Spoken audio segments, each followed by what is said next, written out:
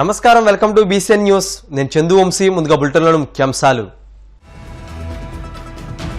వరద బాధితులను అధికారులు ఆదుకోవాలి.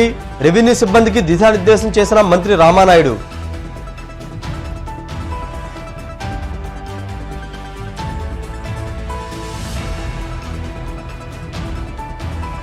రాయచోటలో అభివృద్ధి శూన్యమన్న మంత్రి రాంప్రసాద్ రెడ్డి. వైసీపీ నేతలతో చర్చకు సిద్ధమంటూ సవాల్.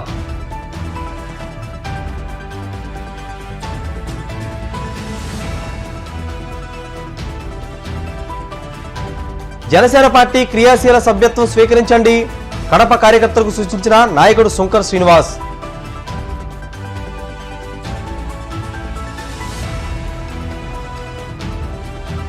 మాదక ద్రవ్యాల రవాణాకు అడ్డుకట్ట వేస్తామన్న గూడూరు డీఎస్పీ సూర్యనారాయణ రెడ్డి.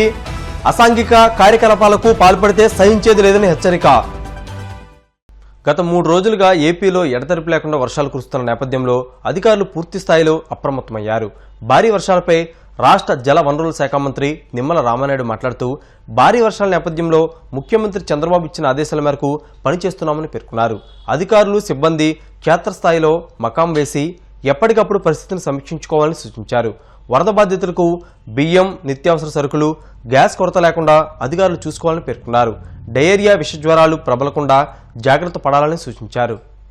రాష్ట్రంలో కురుస్తున్నటువంటి అధిక వర్షాల వల్ల జరుగుతున్న నష్టాన్ని ఎదుర్కోవడానికి ఏదైతే నిన్న చంద్రబాబు నాయుడు గారు ఆయా జిల్లాల కలెక్టర్లు, ఎస్పీలతో ఎంత పెద్ద విపత్తు వచ్చినా సమర్థవంతంగా ఎదుర్కోవాలని ఏదైతే స్పష్టమైన ఆదేశాలు గౌరవ ముఖ్యమంత్రి చంద్రబాబు నాయుడు గారు ఇచ్చారో వాటిని మరి క్షేత్రస్థాయిలో కూడా అమలు చేస్తూ ఉన్నాం. అందులో భాగంగా ఏదైతే లోతట్టు ప్రాంతాలు, లంక ప్రాంతాలు, నదీ పరివాహక ప్రాంతాలు ఏదైతే ఉన్నాయో మరి ఆ ప్రాంతాల్లో ఉన్నటువంటి ప్రజలందరినీ కూడా అప్రమత్తం చేయడం జరిగిందని చెప్పి తెలియజేసుకుంటూ, అదేవిధంగా ఏటుగట్టు పటిష్టతకు కూడా ఈరోజు చూస్తే ఏదైతే ధవళేశ్వరం బ్యారేజ్ దగ్గర మరి 3,04,000 క్యూసెక్ల నీరుని వేళ అవుట్ఫ్లో వస్తూ ఉన్నటువంటి పరిస్థితి.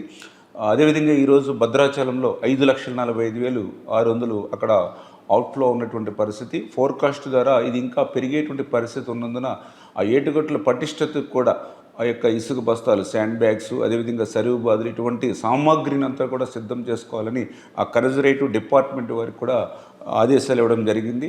అదేవిధంగా ఏదైతే మరి ఇప్పుడు ఉన్నటువంటి డ్యామ్స్ అంటే పర్టికులర్గా ఏదైతే స్పిల్వేస్ కానీ, అదేవిధంగా అవుట్ఫాల్ స్లూయిస్ కానీ ఇట్లా ఏదైతే వాటికి సంబంధించినటువంటి గేట్స్ కానీ, షటర్స్ కానీ ఏవైతే ఉన్నాయో ఎప్పటికప్పుడు పరీక్షించుకుంటూ వాటి పనితీరును కూడా సమీక్షించుకోవాలని చెప్పేసి కూడా ఆదేశాలు ఇవ్వడం జరిగింది.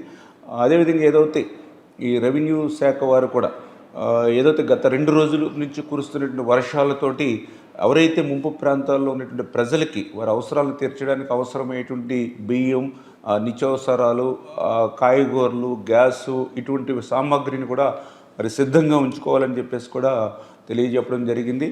అదేవిధంగా ఏదైతే ఈ యొక్క తీర ప్రాంతాల్లో కానీ, ఏదైతే లోతట్టు ప్రాంతాల్లో కానీ ఈ తుఫాను రక్షిత భవనాలను కూడా సిద్ధం చేసుకోవాలని చెప్పేసి కూడా చెప్పడం జరిగింది.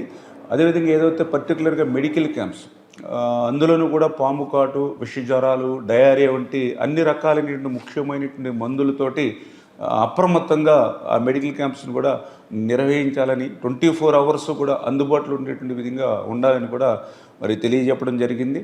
అదేవిధంగా ఎవరైతే మత్స్యకారులు ఎవరైతే ఉన్నారో వారి విలువైనటువంటి పడవలు కానీ, వలలు కానీ వాటి సామాగ్రిని అంతటినీ కూడా భద్రపరచుకోవడంతో పాటుగా మరి వేటకు వెళ్లకుండా మత్స్యకారులను కూడా అప్రమత్తం చేయడం జరిగిందనే విషయాన్ని కూడా ఈ సందర్భంగా తెలియజేసుకుంటూ, మరీ ముఖ్యంగా ఏదైతే ఈ యొక్క వరద ముంపు ప్రాంతాలు ఏవైతే ఉన్నాయో మరి అక్కడ నెలలు నిండినటువంటి గర్భిణీ స్త్రీలు ఎవరైతే ఉన్నారో, దీర్ఘకాలపు వ్యాధిగ్రస్తులు ఎవరైతే ఉన్నారో, బెడ్ రీడింగ్ పేషెంట్స్ ఎవరైతే ఉన్నారో అటువంటి వారిని అందరినీ కూడా ముందుగానే కొద్దిగా ఐడెంటిఫై చేసుకుని వాళ్ళు కూడా దగ్గరలో ఉన్నటువంటి ప్రభుత్వ ఆసుపత్రుల్లో చేర్చాలని చెప్పేసి వాళ్ళకు కూడా ఆదేశాలు ఇవ్వడం జరిగింది.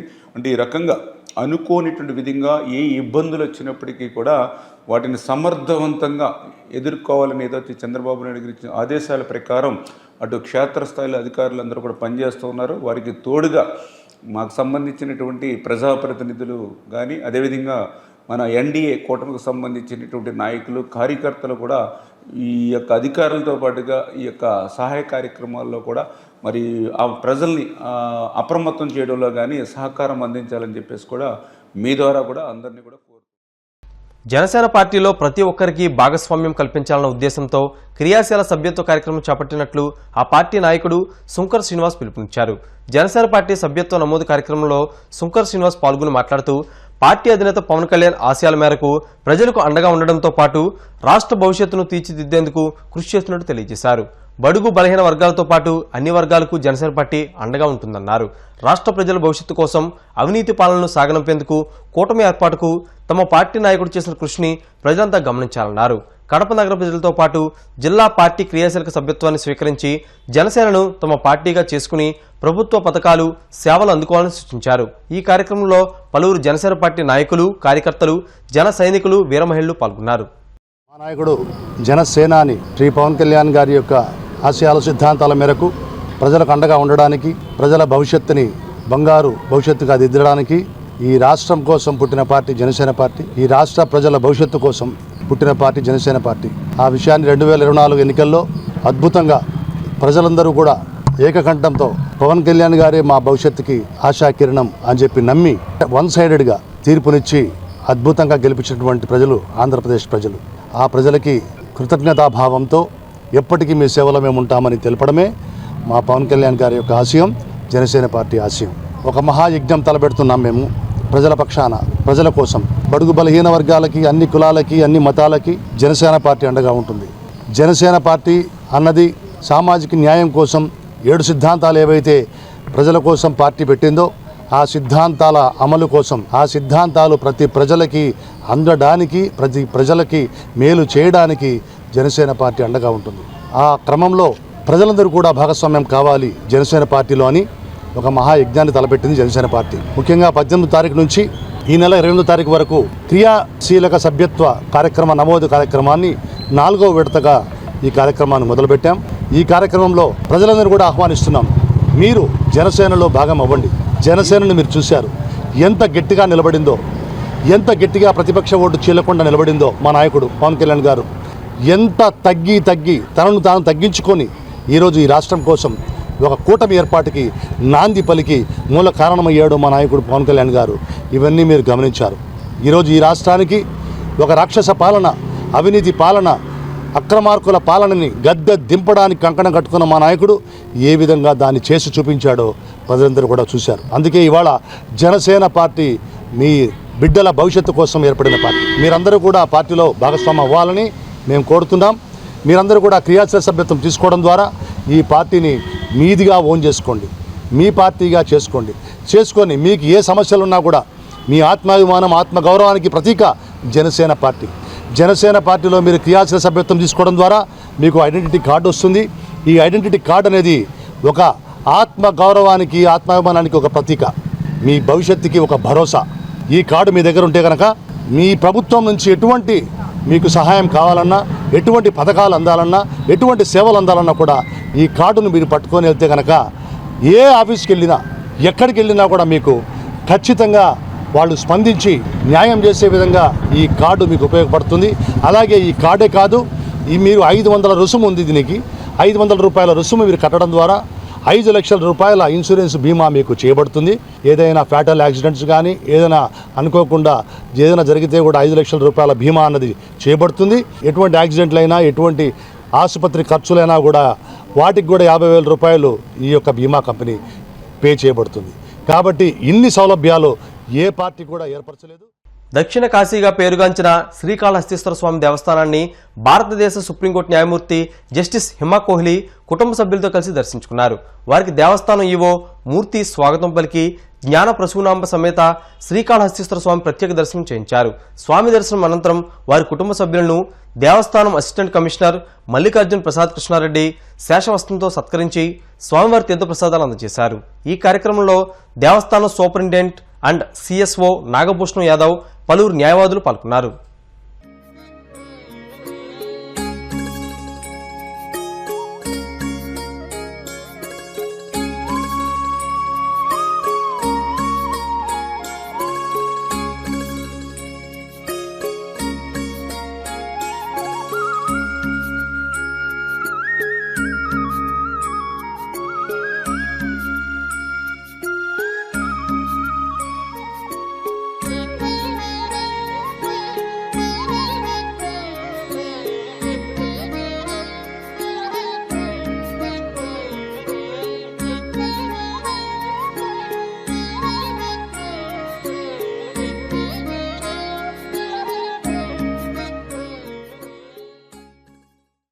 రాయచోటిలో గత 15 సంవత్సరాల నుంచి ఏ విధమైన అభివృద్ధి జరిగిందో ప్రజలందరికీ తెలుసునని రాష్ట్ర రవాణా శాఖ మంత్రి మండిపల్లి రాంప్రసాద్ రెడ్డి పేర్కొన్నారు.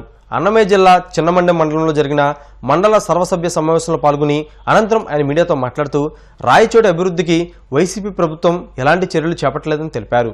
వైసీపీ వాళ్లు రాయచోటిని జిల్లా కేంద్రం చేశామని గొప్పలు చెప్పుకోవడమే తప్ప చేసిందేమీ లేదని ఆరోపించారు. రాయచోటి మాజీ ఎమ్మెల్యే శ్రీకాంత్ రెడ్డి కానీ మాజీ సీఎం జగన్మోహన్ రెడ్డి కానీ రాయచోటి ప్రాంతానికి ఎలాంటి అభివృద్ధి చేశారో చెప్పాలని డిమాండ్ చేశారు. ఈ రాష్ట్రంలో తెలుగుదేశం పార్టీ అధికారంలోకి వచ్చిన తర్వాత నిజమైన సంక్రాంతి, దీపావళి, ఉగాది పండుగలు జరుపుకుంటున్నారు రాష్ట్ర ప్రజలు. గడిచిన 5 సంవత్సరాల్లో ఎంతో అంధకారంతో ఒక సగటు మానవుడు ఈ రాష్ట్రంలో పొట్ట చేతిలో పెట్టుకొని పొరుగు రాష్ట్రాలకు వెళ్ళిన కాలాలు కూడా చూశారు మీరు గత 5 సంవత్సరాల్లో. ఎవరైతే ఈ రాష్ట్రాన్ని అభివృద్ధి పదంలో నడిపిస్తారో, ఎవరైతే మన బిడ్డలకైతేనేం, రైతులకైతేనేం, కార్మిక సోదరులకు ప్రతి ఒక్కరికి దిక్చూచిగా మారి ఈ రాష్ట్రాన్ని ముందుకు తీసుకెళ్తారో అలాంటి నాయకుడు కేవలం మా ముఖ్యమంత్రి నారా చంద్రబాబు నాయుడు గారు అని తెలుసుకొని అత్యధిక మెజార్టీ ఈ దేశంలో ఏ రాష్ట్రానికి, ఏ నాయకునికి ఇవ్వని గౌరవం ఇచ్చి సుమారు 160 చిలుకు ఎమ్మెల్యే స్థానాలు కట్టబెట్టారు. అంటే దీనికి నిదర్శనం ఒకటే, ఎక్కడైనా మంచిని మంచి అంటారు, చెడ్డని చెడ్డ అంటారు. గత 5 సంవత్సరాల అంధకారంలో ప్రతి ఒక్కరూ నష్టపోయారు. రైతుల విషయానికి వస్తే కేవలం బానిసలుగా చూసిన ప్రభుత్వం ఏదైనా ఉందంటే జగన్మోహన్ రెడ్డి ప్రభుత్వం అని మీ అందరి ముందర తెలియజేసుకుంటున్నా. రాష్ట్రంలో ఎక్కడ అభివృద్ధి అనేది జరగలేదు, పెట్టుబడులు లేవు. ఎక్కడ చూసిన రౌడీయిజమే, మాఫియా నాయకులు, రోడ్డుపైకి వచ్చి ఎవరైనా మాట్లాడాలంటే స్వేచ్ఛ లేదు. ముఖ్యంగా నా ముందరున్న పత్రికా సోదరులు మీకు కూడా తెలుసు, తరిమి కొట్టి మీ మీద కూడా కేసులు పెట్టిన ప్రభుత్వం ఏదైనా ఉందంటే అది జగన్మోహన్ రెడ్డికే దక్కింది. సోదరులారా, గడిచిన దినాల గురించి పక్కన పెడితే గత 45 రోజుల నుంచి రాష్ట్రంలో ఏ సంక్షేమ కార్యక్రమాలు ప్రవేశపెట్టామో మీరు అందరూ చూస్తున్నారు. అందరూ ముక్కున వేలు వేసుకునే విధంగా రాష్ట్రాన్ని మైనస్ బడ్జెట్తో ఆ నాయకుడు ఇచ్చిపోతే ఈ నాయకుడు 1వ తారీఖున సుమారు 60 లక్షల మంది లబ్ధిదారులకు ఈ దేశంలోనే ఒక చరిత్రలాగా 6 గంటల్లోనే 4,000 కోట్ల రూపాయలు పంచిపెట్టిన ఘనత మా ప్రియతమ ముఖ్యమంత్రి చంద్రబాబు నాయుడు గారికి దక్కింది. అలాగే చెప్పుకుంటూ పోతే ఇప్పుడు ప్రవేశపెట్టిన సంక్షేమ విషయాలకు వస్తే రేపు రాబోయే ఆగస్టు 15వ తారీఖున గత ప్రభుత్వం నిర్వీర్యం చేసిన అన్ని క్యాంటీన్లను మరొక్కసారి ప్రజల దరికి చేర్చే విధంగా మొదట విడతలోనే 120 అన్న క్యాంటీన్లు ఈ రాష్ట్రంలో ప్రవేశపెట్టి పేదవాడి కడుపు నిండా అన్నం పెట్టే పథకాన్ని మరొక్కసారి ఈ తెలుగుదేశం ప్రభుత్వం ప్రజల దగ్గరికి తీసుకొని వస్తుందంటే మీరు అర్థం చేసుకోవాలా. పేదల పక్షపాతి ప్రభుత్వం ఏదైనా ఉందంటే అది మా ప్రభుత్వమే అని గర్వంగా చెప్తున్నాం. ఆ రోజు మీరు చేసింది అరాచకం. మీరు చెప్తున్నారు బటన్లు ఒత్తామని.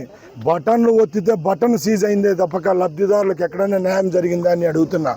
అన్ని దొంగ లెక్కలు తీసుకొని వచ్చి ఇంటి ముంగళ్ళకు వచ్చి గడపని తిరిగి అక్కడ గడపలో ఉన్న ఓటర్లను బెదిరించిన నాయకులు ఎవరన్నా ఉన్నారంటే ఆ రోజు ఆ వైసీపీ ప్రభుత్వంలో నాయకులని గర్వంగా మీ ముందర చెప్తున్నా.